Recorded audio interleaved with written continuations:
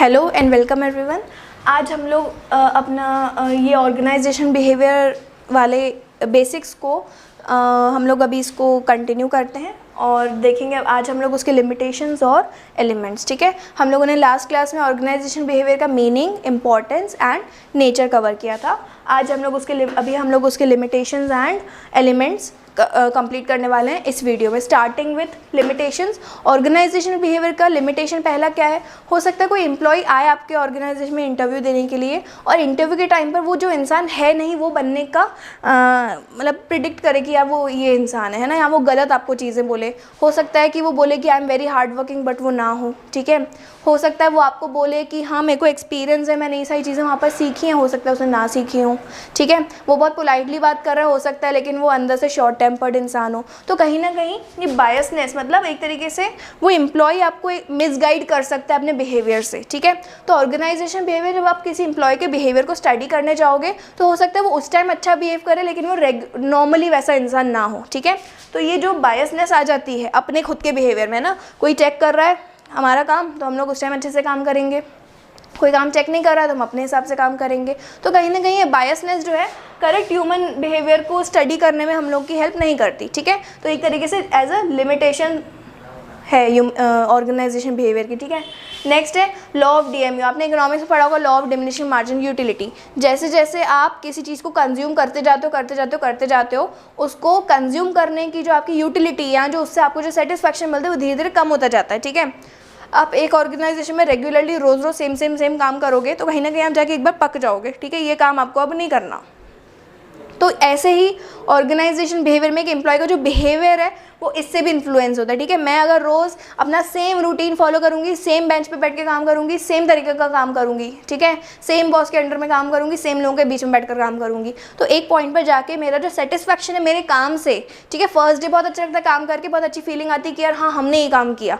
रोज़ feeling ये वाली आने लगेगी आपको स्टार्टिंग में, फिर धीरे धीरे जो है अपन लोग सेम काम जब करने लगते हैं तो हम लोग उस काम से उब जाते हैं जो अपने काम से प्यार नहीं करता है। ठीक है, तो कई एम्प्लॉयज़ ऐसे होते हैं जो पहले बहुत अच्छा काम करेंगे आपको, लेकिन वो जब सेम काम रेगुलरली करते जाएंगे तो हो सकता है उनका सेटिस्फैक्शन अपने काम से कम होता जाए। ठीक है, इससे ऑर्गेनाइजेशन पे फर्क पड़ेगा। तो आप ये चीज़ को स्टडी नहीं कर सकते किसी में कि यार आज इसने कम एंथुसियास्टिकली काम किया, कल इसने बहुत अच्छे से काम किया था। आप किसी पर एकदम सर पे खड़े होकर उसका चेक नहीं कर सकते। ठीक है, तो यहाँ पर भी ये आपका ऑर्गेनाइजेशन बिहेवियर फेल होता है। ठीक है, ये उसका एक दूसरा लिमिटेशन है।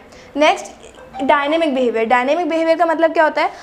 हर एम्प्लॉय अलग अलग बिहेव करता है हर टाइम पर। ठीक है, हो सकता है वो एज अ ग्रुप अलग बिहेव करे, हो सकता है वो इंडिविजुअली अलग बिहेव करे, या हो सकता है वो डे 1 पर अलग बिहेव करे, हो सकता है वो 1 साल बाद अलग बिहेव करे। तो कहीं ना कहीं किसी का बिहेवियर स्टेबल नहीं रहता है, हर किसी का बिहेवियर चेंज होता है विद टाइम, विद एनवायरनमेंट। ठीक है, उसके साथ जैसा बिहेव किया जा रहा है। कोई एम्प्लॉय स्टार्टिंग में बहुत अच्छे से काम करता है, ओवर टाइम भी कर लेता है, ठीक है, इंप्रेस करने के लिए, लेकिन जब उसको समझ आता है कि यार उसको उसका एक्सप्लॉयटेशन हो रहा है तो वो बैक आंसर्स करने लगेगा आपको, वो काम आपका नहीं करेगा टाइम पर, है ना, वो इररिस्पॉन्सिबल हो जाएगा। तो कहीं ना कहीं इस बिहेवियर को अपन डायनेमिक बिहेवियर बोलते हैं। तो ये एक ऑर्गेनाइजेशन बिहेवियर का ड्रॉबैक हो जाता है।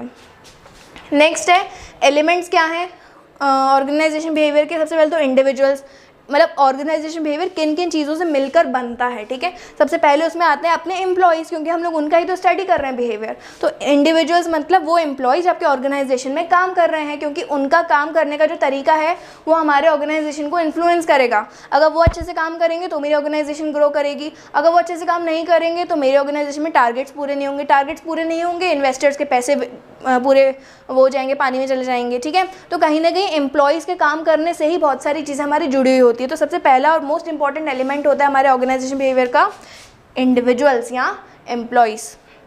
नेक्स्ट है स्ट्रक्चर मतलब वो एम्प्लॉयज़ कौन कौन से स्ट्रक्चर में दिन भर में रहते हैं। तो 2 टाइप के स्ट्रक्चर्स में रहते हैं, फॉर्मल और इनफॉर्मल। फॉर्मल ऑर्गेनाइजेशन स्ट्रक्चर कौन सा होता है?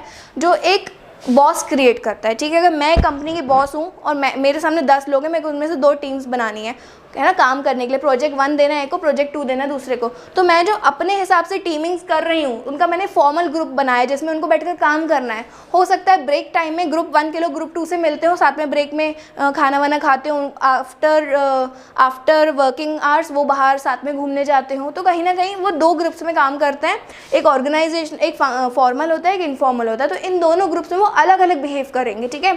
जब वो लोग मीटिंग में है, जब वो लोग काम कर रहे हैं तो वो लोग अलग तरीके से बिहेव करेंगे, जब वो लोग ब्रेक टाइम, लंच टाइम में वो लोग अलग तरीके से बिहेव करेंगे, ठीक है। तो कहीं ना कहीं ये स्ट्रक्चर भी इन्फ्लुएंस करता है ऑर्गेनाइजेशन को, ठीक है। तो स्ट्रक्चर में आपके 2 आ जाएंगे, फॉर्मल और इनफॉर्मल।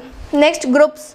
अब ग्रुप्स में क्या हो जाएगा, इसमें ग्रुप्स भी बहुत सारे होते हैं, अपन के डिपार्टमेंट्स अलग अलग होते हैं, है ना। एक HR डिपार्टमेंट हो गया, फाइनेंस डिपार्टमेंट हो गया, प्रोडक्शन डिपार्टमेंट हो गया। इन डिपार्टमेंट्स में अलग अलग लोग काम करते हैं, सबका काम अलग अलग होता है। लेकिन हो सकता है कि प्रोडक्शन डिपार्टमेंट वाला बंदा जो है फाइनेंस डिपार्टमेंट वाले बंदे के साथ फ्रेंड हो, ठीक है। तो कहीं ना कहीं ये चीज़ें भी आपके ऑर्गेनाइजेशन को बहुत ज़्यादा अफेक्ट करती हैं। तो एक ये हो जाएगा कि लोग ग्रुप्स में कैसे काम करते हैं। ग्रुप में वो लोग अलग बिहेव करेंगे, इंडिविजुअल अलग बिहेव करेंगे। हो सकता है मैंने किसी को काम दिया, उसने अकेले तो बहुत अच्छे से कर लिया, लेकिन ग्रुप में वो नहीं कर पाया काम, ठीक है। अलग अलग तरीके के लोग होते हैं, है ना। कोई इंसान अकेले काम नहीं कर पाता लेकिन वो ग्रुप में काम कर लेता है। तो ये सारी चीज़ें भी ऑर्गेनाइजेशन बिहेवियर की ही कैटेगरी में आएंगी। Next, technology.